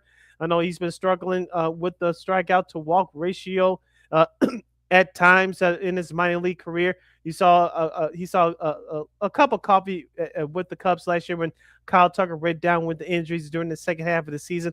I think he's going to be real good with the Miami Marlins now. As you mentioned, LaKeena, the question is, where would Jed Hoyer find his left fielder? And let me say this, his right fielder, I should say. Let me say this right now. We said this last year when they acquired Kyle Tucker via trade. It better not be Seiya Suzuki, because that glove is still a mystery out there in right field. I know he played there a few times last year due to Kyle Tucker's injury in the second half of the year. But Seiya Suzuki being your starting right fielder on opening day, no, that defense is still bad. That defense is still bad. That's why Kyle Tucker was on this team last year. So I think for Jed Hoyer, wherever you can find a free agency, good luck. But I think he's got to make another trade to go get you a solid right fielder. Because if you do, when you do, I think you're up there with the big boys. I think you're better than Milwaukee for this NL Central Division. Now it's trying to get to the big boy level. You're competing against the Braves, who I think they're going to be back this year. Going against the Braves, you're going against the LA Dodgers and the New York Mets. So it's time to move up the rankings and play with the big boys. And that first move, training for Cabrera, it helps you go into the big boy chair. Yeah, I mean, you're a number 3 market. You got to start, playing, paying like you're a number 3 market. A solid look. He had a solid 150 strikeouts, 135 and a half innings, and 2/3 innings pitched. I'm talking about Cabrera last season. I know he missed the last month with a UCL sprain. He looked like he's ready to go. He should be ready for spring training. So, like I said, but there better be another move coming up for Jed Hoyer. That's all I'll say. Yeah, because your other 2 outfield positions are set with Ian Happ in left field and with Pete Crow Armstrong in center field. Let's see what he does. Hopefully he has a different approach to his offensive game, because we saw the tail of the tape with Pete Crow Armstrong. The first half, he was slamming with that bat, but in that second half, there was tape out on him. The pitcher started to figure him out, and he struggled. But he always has the defense. Let's just see if he can improve. He could be more consistent with that bat on offense this year. But like you said, that right fielder, that has to be addressed before spring training. Let's see what Jed and Carter Hawkins do between now and Valentine's Day weekend, when pitchers and catchers report. Should be very interesting to see what happens with that. This is LaKeena Sports on Sports in Chicago. LaKeena, McGee, Sidney Brown with you. Our sports potpourri segment. A couple of arbitration notes here. Therese Skubal and the Detroit Tigers, $13 million. So I guess we know that we know that supposedly he might be out on the trade market. I'm talking about Skubal. His contract's up at the end of this year, this coming season. So, Sid, what do you think? Yeah, if the Tigers get off to a slow start, and that, as our good friend Nick Morowski from the Good Guys Talk Back White Sox podcast would say, the unforgiven AL Central, excuse me, if the Tigers get up to a slow start, I think you'll hear the noise be just a little bit louder for the Tigers to trade Skubal. If the Tigers get off to a slow start this year, I know the Mets were rumored to get him. They still in the clubhouse to get him. That doesn't mean they're going to get him, but there are going to be some teams out there for applying for his services. Watch out for the Yankees as well. You know, the Dodgers always sniffing around there, so you never can count them out. But teams like San Francisco, maybe Arizona will acquire for his services. We'll see. But the Tigers, they better be very careful here. And I think the way they're going to start their starting the season is going to determine whether Therese Scuba is going to be there past July 31st.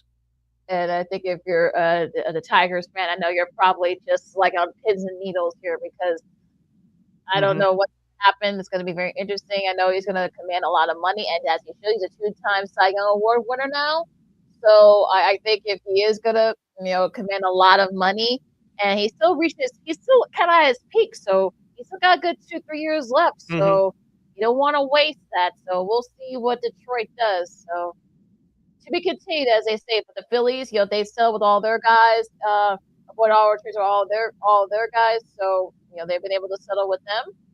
So the good news for all your Phillies fans, so you guys can breathe a little bit easier as you go to spring training coming up. So any other baseball before we move on, Sid? Oh yeah, so the White Sox made a move to for a pitcher, Sean Newcomb from the Athletics, as we call them, the Oakland Athletics. We still call them on this show. He had a good year last year coming out of the bullpen for the Athletics. I know some people have him penciled in as a fifth starter. I'm not sure about that, but as we said during the all season, the White Sox need to bolster up their bullpen. This is a good move to bring a young veteran in to help out that pitching staff. Now, starting rotation wise, you still have Shane Smith, you still have Davis Martin, and maybe Sean Burke or Jonathan Kane may compete for one of those last 2 spots in the starting rotation. We'll see about that. Don't forget about Anthony Kay, who they brought over from the Korean Baseball League. You have him for 2 years, so he's going to fill up that 4th spot. So, and you have Hagen Smith and Noah Schultz. One of both of them may get some time from the minor leagues later on this season. So for the White Sox, it's about building all that pitching depth, and you had to have some veteran presence in that bullpen.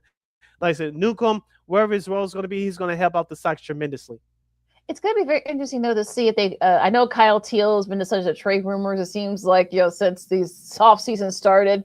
So I'm wondering, how Chris gets, how weird his mind works. So I'm wondering, will he, if it's the right deal, does he make the move, perhaps pull the trigger and trade Teal? What do you think? I think you let him and Edgar Carroll battle out for the starting catcher's position. I know the Sox organization like Edgar Carroll a lot from last year. He handled the pitching staff, a young pitching staff. He did a tremendous job with that, but his bat has been the problem. Now, Kyle Teal is learning how to handle the pitching staff, but his bat is crazy right now. I know some people say you can split time with him and Murakami or Lenine Souza at DH. I don't know about that, but we'll see what happens there. But you let Kyle Teal and Edgar Carroll battle out for the starting catcher position. Let's not forget, and I still think this guy could be a trade piece, even though he was injured for the majority of last year. Corey Lee, I think he's a backup catcher in Major League Baseball. We saw what he could do a couple years ago.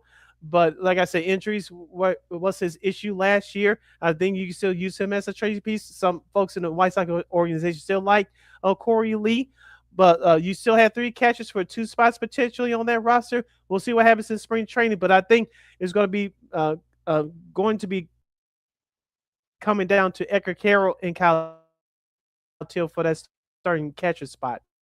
I'm very interested to see what happens with Luis Robert.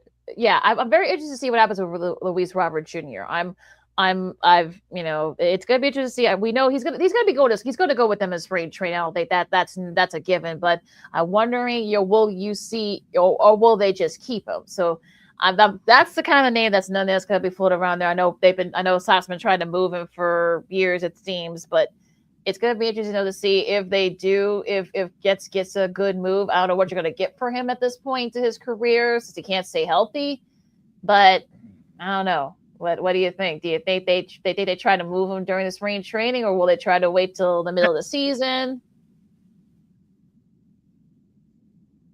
As I said at the end of last year, and I said at the beginning of the all season, you do not have a replacement for Luis Robert Jr. right now. It's not Brooks Baldwin. It's not Lenez Sosa. It's not Braden Montgomery. He should be up at some point in 2027. But you do not have a replacement for Luis Robert Jr. right now. And if you're a team like Cincinnati or the Mets or some other team that we're not talking about right now, you want to see, first of all, if Robert Jr. can stay healthy through the first half of the year, assuming that the White Sox will struggle again. I don't think they're going to be as bad as definitely not going to be as bad as 2 years ago. I think they'll be a little bit improved from last year. We'll get to the win total in from Vegas in just a moment. But back to Lou Bob. If you're one of these top tier teams, I'll throw your Cubs in it as well.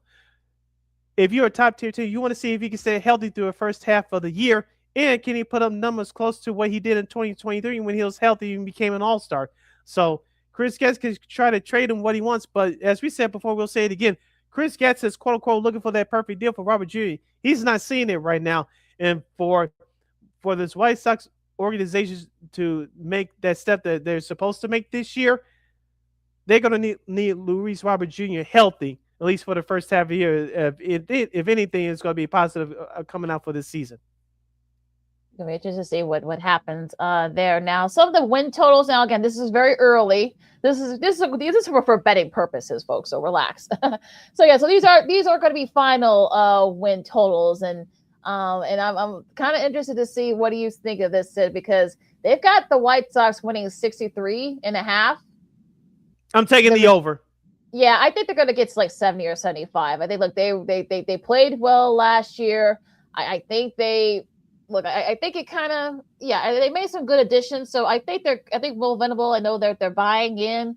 So I think they'll win 70 or 75. I don't think they're going to win I don't think they're going to win 63. That doesn't seem right. And I see some Cubs totals at 93, which I'm kind of like, okay, let's wait let's see if they make a move, another big move first before we start talking about 95 or something like that. Because I heard that last year, and I know that.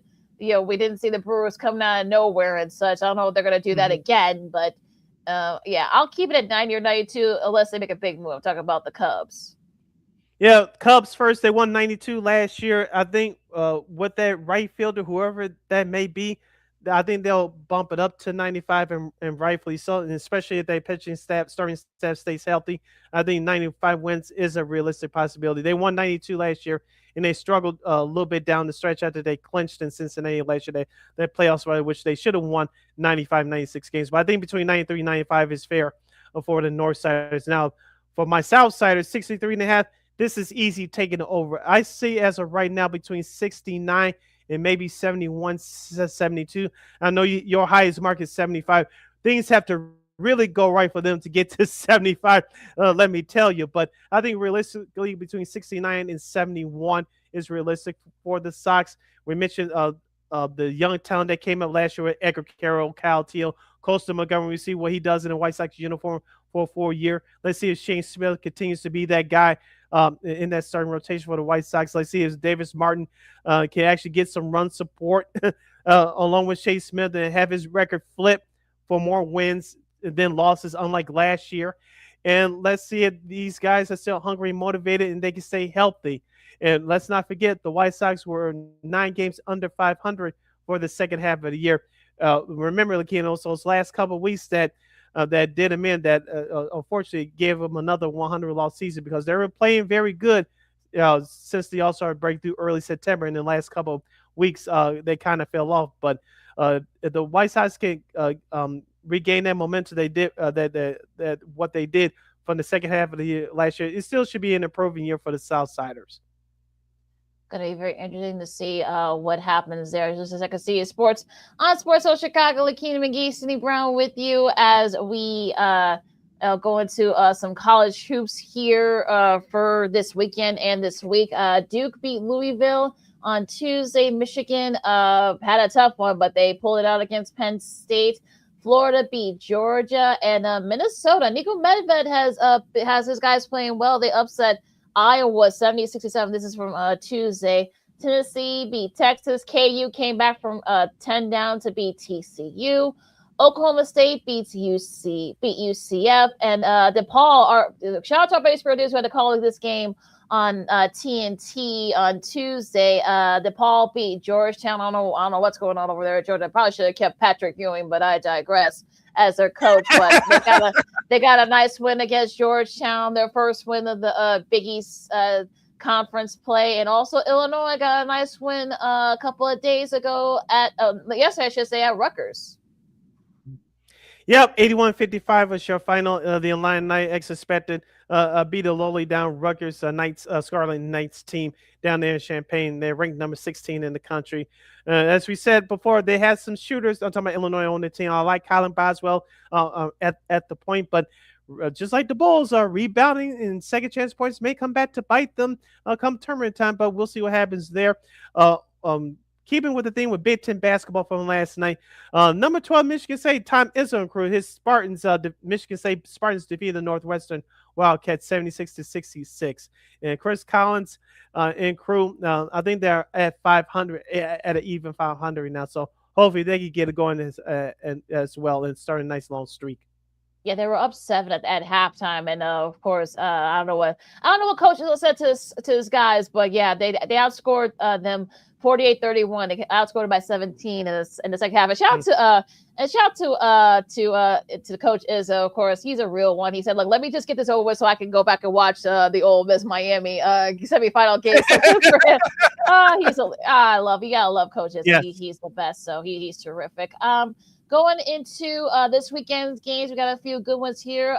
Tonight, USC and Minnesota on BTN. That should be a good one, of course. Minnesota coming off the upset win against Iowa, so we'll see how no letdown here. I know USC, they've had a tough start. They're 0-2 in Big Ten play. UNLV and Colorado State, CBS Sports Network at 9 o'clock. And let's see here. For Saturday, tomorrow, a couple of really great ones. You got Nebraska and Indiana. That's going to be on BTN at 11 a.m. Boston College and Louisville, that's on the CW Network, WGN 9, right here in Chicago, those who are scoring at home. A good one here, Tennessee and Florida on ESPN at 11 a.m. Kansas at West Virginia on Fox 11 a.m. DePaul, now they played UConn tough earlier in Big East play. They get another shot at them over at Hartford. They're going to be playing at Hartford where they usually play. That's going to be 11:30 on TNT. And the first game of the CBS triple header, Wisconsin and Michigan at noon on CBS. I'm really looking forward to watching Michigan for the first time this year. I haven't had a chance to watch a full game of theirs yet, so I'll be checking that out tomorrow. At high noon on NBCSN and Peacock, number 7 Houston will take on Baylor on Big Ten Network. This is a game for Saturday. Penn State will travel to Purdue to take on the 5th-ranked Boilermakers. I'll definitely be watching this game at 1 o'clock. SMU will travel down to North Carolina to take on Durham, North Carolina, to take on the number 6-ranked Blue Devils. Cameron Boozer, folks, you haven't watched him yet. As the kids would say, he is the truth. And yes, Carlos Boozer is his dad. Yeah, Duke had a nice win out there. Louisville and SMU, we'll see how they rebound from a tough loss against Clemson on Wednesday. We'll see how they do there. Good one here, Georgia and South Carolina at 1 on ESPN 2. You got St. John's and Creighton on FS1. I know we'll see if Rick Pitino and his guys can get back on track there. Stanford and Virginia, that's going to be on the CW. Again, WGN Channel 9 for those who scored at home. At 1:15. Villanova and Marquette on TNT. Loyola will try to get back on track. I know they've had their struggles this season. They face George Washington, who's been playing very well over in the A-10. That's going to be on CBS Sports Network at 2 o'clock. Kansas State and Arizona State on Peacock Network on NBCSN. To the nightcap, you got Arizona and TCU on ESPN. We'll see if TCU can get back on the upset track after losing a tough one out there in Lawrence against Kansas. Oklahoma State and Iowa State on ESPN 2. You got Providence and Xavier on FS1 at 3 o'clock.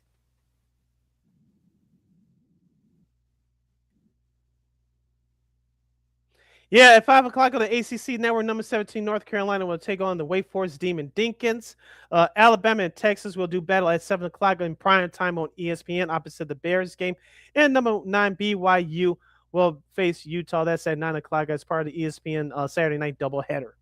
And a couple of local matchups. Here you got Bradley hosting Northern Iowa on ESPNU. That's going to be at 5 o'clock. And UIC faces Illinois State. Shout out to Jay Hood, our buddy Jay Hood from ESPN. He'll have the call on this one on ESPN Plus. So that should be a good one out there in the Missouri Valley. Texas and Alabama at 7 on ESPN. And you mentioned that. So let's go into Sunday's game, Sid. So just a couple. Yeah, just one game to note on Sunday. Yeah, just as games. Yeah, one game of note for Sunday. Number 16 Illinois will travel to Iowa to take on the Hawkeyes, who are ranked number 19 in the country. That's early Sunday morning before the football playoff games on Fox. So Illinois at Iowa Sunday morning at 11 o'clock on Fox. Of course, locally here on Fox 32. Cincinnati and UCF at 4 o'clock. We'll see how UCF rebounds after their loss early this week, and also Northwestern at Rutgers on Peacock and also on NBC Sports Network, as well as Ohio State and Washington at 5 o'clock on Peacock and BBC Sports Network as well. And that is good for this weekend in college hoops. Wrapping up Second City Sports hashtag Football Friday edition right here on Sports Zone Chicago City. LaKeena here with you. Shout out to the Blackhawks. They made some news earlier today. Conor Bedard will be returning to the lineup after his injury over a month ago. So, and the Blackhawks were undefeated to start the new year for the month of January. So, adding Conor Bedard back to the lineup should give this team some much needed confidence. They already, like I said, they already been playing well, but Conor Bedard back in that lineup, like I said, that confidence level should boost up even higher. And congratulations to Patrick Kane for scoring his 500th career goal last night, even though it's in that ugly ass Detroit Dead Wings uniform. But despite that, great accomplishment for Kaner, future Hall of Famer. Congrats. Yeah, 500, number 500. I got a chance to see it yesterday. I know.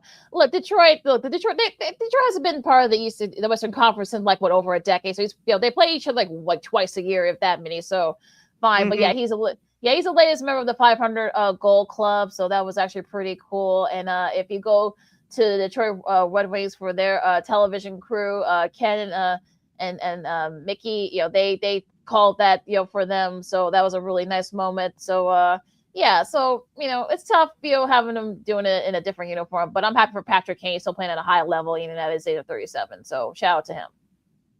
Yes, congrats to Kaner once again. All right, LaKeena, let's jump on out of here. I'm ready for Bears Packers for tomorrow night. It should be another classic game. This is the biggest game in the last 15 years for the Chicago Bears, in my opinion. We'll see if the Monsters of the Midway can come out on top. And the rest of the playoff action for the NFL should be exciting as well. We'll see if the Buffalo Bills can get their first road win since 1992. I feel like I've been repeating it for the last 2 years. But we were both in grade school. That was around the time they were going to 4 Super Bowls in a row. That was the last time they won a road game, because the last 2 that they didn't have to go on the road, so to go to the Super Bowl. So we'll see if that changes against Jacksonville tomorrow on Sunday, I should say. You can follow LaKeena McGee on the Twitter. Excuse again to IG. You can follow yours truly, Sidney Brown, on the Twitter, X, and the IG at SidKid80. Once again, it's SidKid80. That's SIDKID80.